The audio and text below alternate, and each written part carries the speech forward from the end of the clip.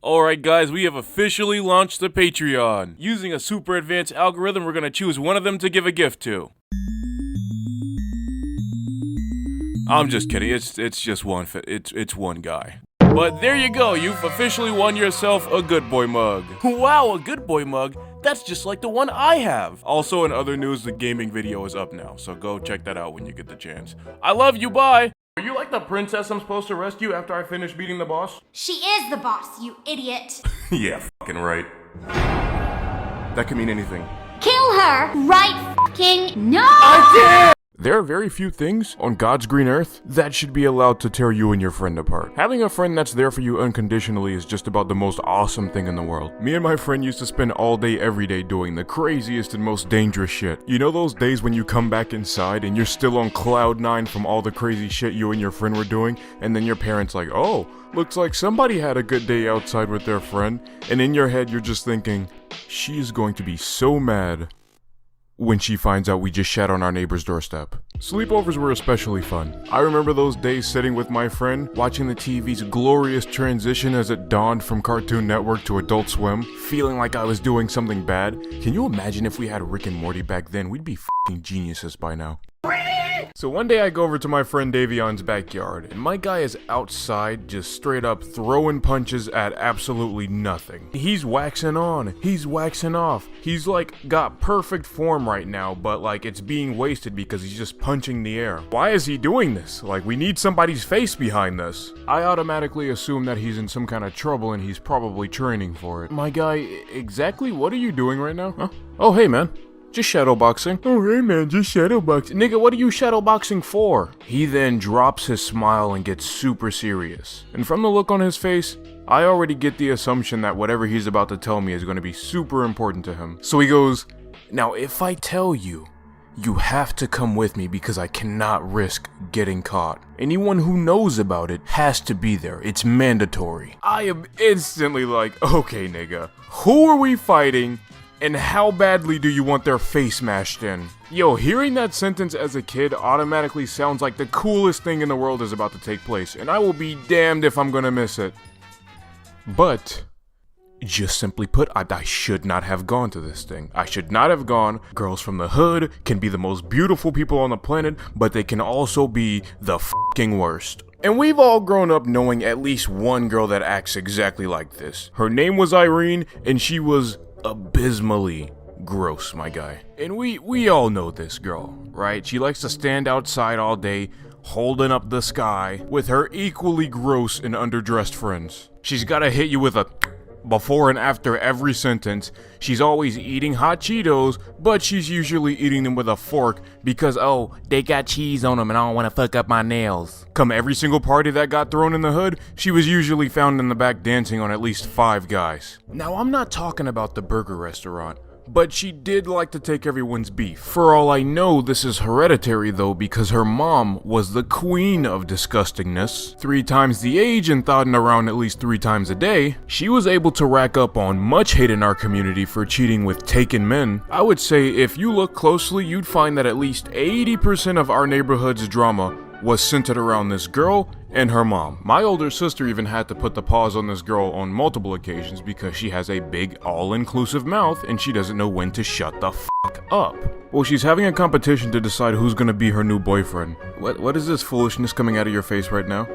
See, I already knew you were gonna be judgmental about it. If you're allowed to do something stupid, then I'm allowed to tell you that it's stupid. So at this point, he starts trying to explain to me how the competition is gonna go.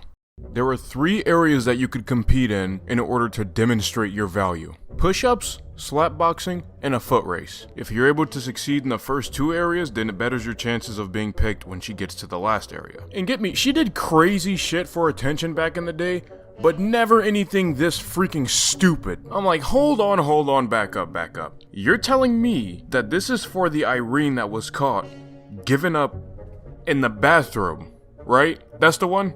He's freaking owning it right now. He's proud of this, that this is a decision that he's actively choosing to make.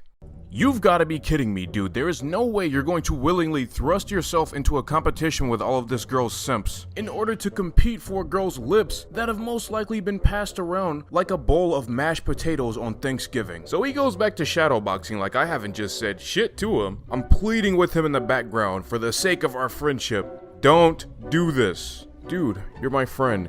And I know we're just a bunch of thirsty kids, but we're not desperate enough to put ourselves in situations like these for the not so grand role of being a boyfriend of someone like her. If you decide you want to go, then that's fine, but there is no way in hell I'm sneaking out of my house tonight to go with you. So late at night, I'm sneaking out of my house so I can go with him. I got dressed, stuffed some clothes in my bed so that nobody gets suspicious, and I set my Teen Titans stopwatch to have me back at home in about 3 hours. If anyone's seen my previous videos, you know that this Teen Titans stopwatch is essential for doing bad kid stuff. After that, I creep from my bed over to my window, and I slowly slide the glass up and position myself outside the ledge. My adrenaline is pumping at this point, especially when I let go of the ledge and jump down into the bushes. But it was like a 3-foot drop, so I was probably just big. We start walking across the street and to the big ass field where this thing is being held, and the further away I get from my house, the less inclined I feel to actually go through with this. Reason being is there's this one guy who's several times gone out of his way to try and fight me in public. His name was Kevon, but for the remainder of this video, we're going to call him Idiot Face. No matter what event was going on, he was usually there and usually trying to fight me. Now, the reason he said he hated me so much had nothing to do with me. It had to do with something that my sister had said to him. But because we lived in a time where it was just inappropriate to hit women, even if they were to like literally walk up to you and shoot you in the face, he openly admitted that he wanted to take his frustrations out on me, which ranked very, very highly on my list of what it means to be an absolute fucking ass bitch. I knew for a fact that if I showed up, he would more than likely be looking for an excuse to fight me. So we've got people stretching, swapping Gatorades, she's sitting in her chair in the middle of the field just loving the attention, and of course the worst simp of all was there. So I go over and sit somewhere in the field so I'm not in the way, and wouldn't you know it, Idiot Face decides he's gonna stretch right next to me to assert some kind of BS dominance. Swear to God, one of these days I'm gonna punch you right in the Before you know it, hats are off, everyone's racing, and most of these guys suck viciously. My friend and Idiot Face are in the lead. They're just about evenly matched, heel to heel, toe to toe. But of course, Idiot Face can't have that and starts pushing and taunting Davion. And does she say anything about the fact that he just obviously the rules? Of course not, because that would just make way too much sense to be the case. And I'm pretty sure you guys already know where the hell this whole competition is going, but to make matters worse, he's even cheating during push-ups, he's calling people out for having the wrong form and getting them disqualified by her, essentially being self-proclaimed proctor of the entire damn competition. And when he calls you out, God forbid you say anything about it, because then he'll just threaten to tell your parents that you snuck out to this event in the first place. And it's fairly obvious to me at this point that this entire thing is rigged, because not only was he bumping into my friend during the race, he is the only one with the incorrect form while doing push-ups, and she has not said a thing to him. He stops what he's doing, and he calmly walks across the field to where she's sitting and whispers in her ear. These guys are getting really buddy-buddy. After this nigga says whatever he just said in her ear, he points over to me and she looks. Now what they did next had me shooting adrenaline straight from my asshole into my heart. There is nothing worse than seeing two of the people you hate the most work together. Something was off. That goes without saying. When I was younger growing up in the projects of Indiana, children fighting was a common occurrence. I never really liked to fight, but oddly enough, fights would always still find me. And looking back, I honestly think that that's why people wanted to fight me. Whenever I did fight, it was never to prove a point, it was always as a last resort just to protect myself. And maybe you gotta grow up in the hood to get it, but people fought over the dumbest shit. I mean, don't get me wrong, in certain situations you have to fight, but all the fights that I witnessed when I was coming up was over something as dumb and small as, you have your beliefs, I have my beliefs, let's try and hurt each other. And my defense in these situations was always to be as friendly as possible, because my thoughts were, who wants to fight the friendly, lovable guy who doesn't even like fighting? Yo, everybody wants to fight the friendly, lovable guy that doesn't like fighting. And let me tell you, my mom really hated that shit. And understandably so. I was her kid, so in a way I reflected her image. And as my mom used to say, I'm not a pussy, and I don't raise pussies. So after a while, I wouldn't get hit with a belt when I misbehaved. I would get punched in the chest for my failures. So hard sometimes it would put EDP's left leg to shame. And this is why I revere my mother as an absolute genius. I came to view her as the only person strong enough to ever put me in any real danger. So, after a while, I didn't fear people as much. As long as you weren't my mom, the most you could do is hurt me. But that lady who lives with me could probably do way worse. Now, I still hated fighting, but that's the difference. I hated it. I didn't fear it. And now that you guys are all caught up with my backstory, you're just about ready to find out why nobody in that neighborhood ever with me again.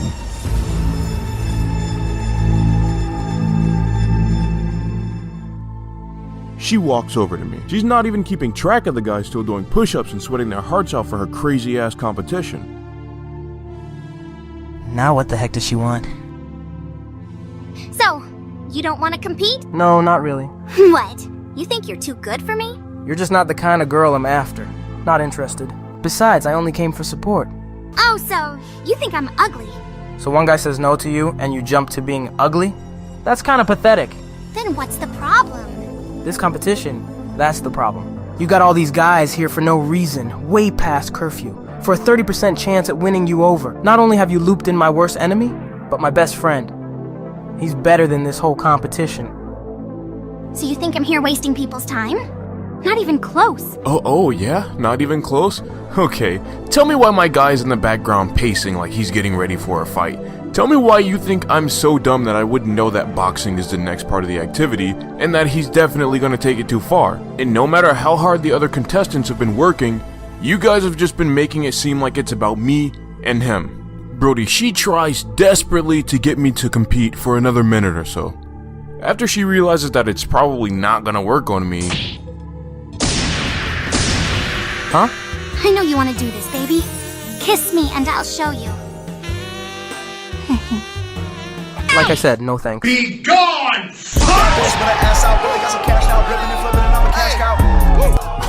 What, you thought all it would take was for you to touch me and get really close to my face and my heart would just be beating out of its chest for you?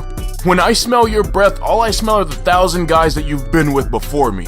No, I am not a fan of used goods. I don't care how angry it makes you. I don't care that you have lighter skin than most of the dark girls you hung around. I think black is beautiful. I don't care that you had straighter hair than them. Nappy makes me happy. And I don't care that you developed boobs more than all the girls around you. Flat is where it's at. And the fact that you only came over here and started doing all that after he whispered something in your ear, like it's obviously a ploy to get me to fight this guy, which is what he really wants. If I'm fighting on behalf of a friend, then that's fine, but if I'm fighting just because some guy really wants to do it, then no, I'm not doing it. But little did I know, I no longer had a say in the matter.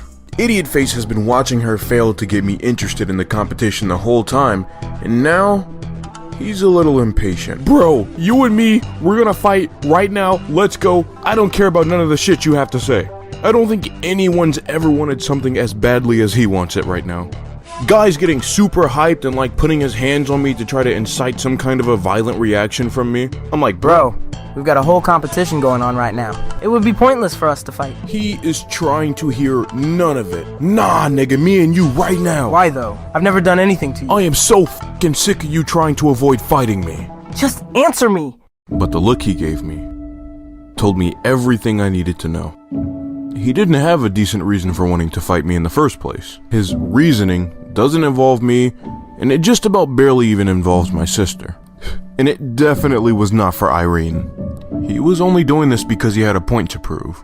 Either to himself, his friends, or his dad, whoever the hell else. When I was younger, I always looked significantly older than I actually was, mainly because of my height. And as a result, quite often, when people first met me, they'd be really afraid of me, until they realized I'm not a fighter. Now, one of three things would happen after they made this sudden realization.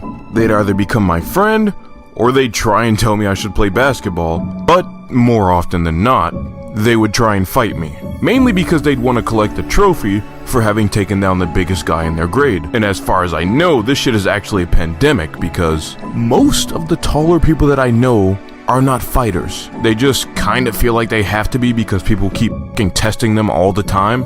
The only people I know that are genuinely fighters are short people, because they have so much of a f***ing point to prove, like goddamn, nobody cares. Point being, I understood what he was trying to do. And part of me actually wanted him to win, because then if he won, this shit would be over, and he would never be in my face talking about this again. Oh, shut up. Cut it out with this sentimental bullshit. What do you mean? I mean, you're not seriously gonna give up on a fight that you know you could win, right? You can be just as much of a fighter and just as much of an asshole as this kid. Exactly what rule dictates that you should take a loss for him? I don't want to hurt people or get hurt. How is that fair when somebody like him gets I don't want to be like him. Look, kid, I don't exactly want to spoil what life has in store for us, but this is actually one of the last few lessons that our mom got to teach us. And I do hate to say it, but I need you to become a little bit like him so that I can become a lot like her later. Something's gonna happen to our mom? Just let me worry about that. The only thing you need to do is punch this kid in his face. And you know damn well you want to do it. You've imagined yourself in this scenario many times, dealing with little snot-nosed bitches like him your whole life, dancing on a road paved and uplifted by idiots. You're the one that needs to be afraid of him? I say screw that.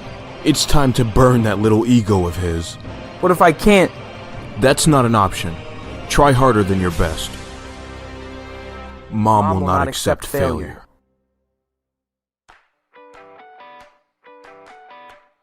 I really don't understand why you'd want to fight. Boom! I catch Brody off guard mid-sentence with the sweetest punch in the face. He falls down to the ground and I'm standing over him. Everybody starts to surround us.